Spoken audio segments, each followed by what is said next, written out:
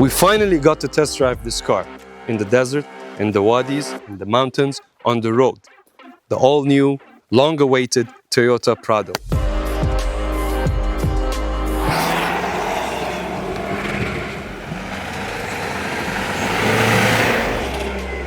In the desert, we did have some difficulties with the front being too soft. Talking about ground clearance, I think it's clear over here. There's a lot of impact on the bash plate that it has. Now, that bash plate is doing a good job, but it's not strong enough to stay there for a long time. But in the wadis is where it does wonders. I am quite impressed with how the suspension system works in the mountains mostly. This thing has its stability control disconnected at the moment, and you guys can see the flex. Toyota has come up with something really nice in some of their models. Now, this bumper is not one piece. This bumper comes in 3 pieces. So let's say, for instance, you're in the desert and you hit something, you have a collision with a dune, with the rocks, with whatever it is that you're doing while you're off-roading. You can separately replace these pieces. Now, this is 1 piece, this is 2 pieces, and this is the 3rd piece. Over here, you have this space between the fender and the bumper. Why is this here? This is because if you hit a bush or scratch it against anything, you don't need to replace the fender. This is a protection from getting scratched on the body.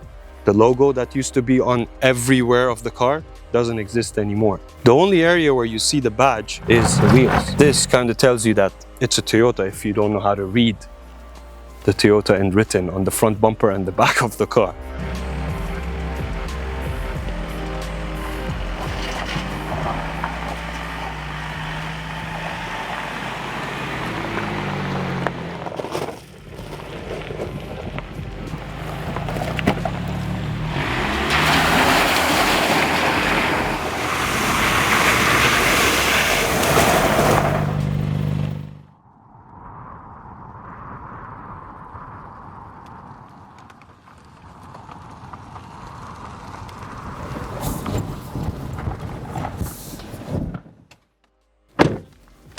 So over here we have a 2.4 liter turbo engine mated to an 8-speed transmission, producing around 260 horsepower with 420-ish Newton meters of torque. 2025, you're paying 260-ish thousand dirhams for this trim, and Toyota gives you this.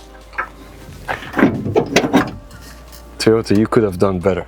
I mean, how much does gas struts cost? You have your ECU sitting over here, which is nice, away from the heat, but heat is a big enemy for this kind of plastic. So in time, I think all these pipings, covers need to be replaced. Your turbo is sitting down there. You need to know that turbo needs to cool down after pushing it when you're off-roading. Even when you're normally driving it, it's good to have temperature cool down and then turn your car off. Now, I don't know about you guys, but at the launch, we had a different edition called the Launch Edition where it had the round headlights. I like that more than this.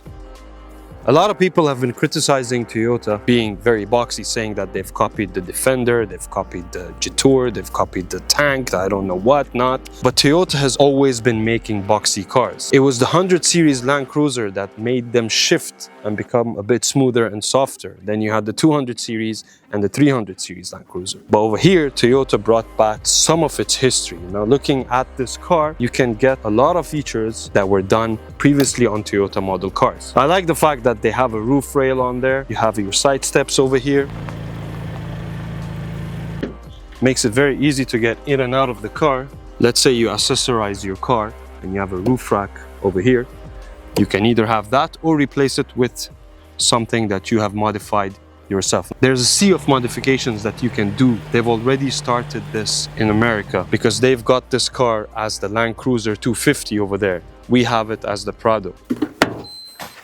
Now, you might think these side mirrors are super big, but they're actually very good because you have a clear vision, especially if you're towing a trailer in the back, and that's what they've thought about. When you're out here in the bush, you pass through a lot of tight areas where things hit this, even though it's electronic, easily goes back without it getting damaged. So we have here 18-inch wheels fitted with all-terrain tires. They come with 265/65 18s. As being a true off-road vehicle, you have a full-size spare tire on this. Now you might think, being a Prado, it's all quiet and peaceful inside.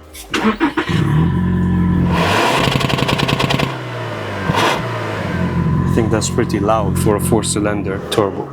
Now, after putting the car through all the tests we did today, I think, in my opinion, this 4-cylinder is pretty powerful, but the V6 would have been a different beast.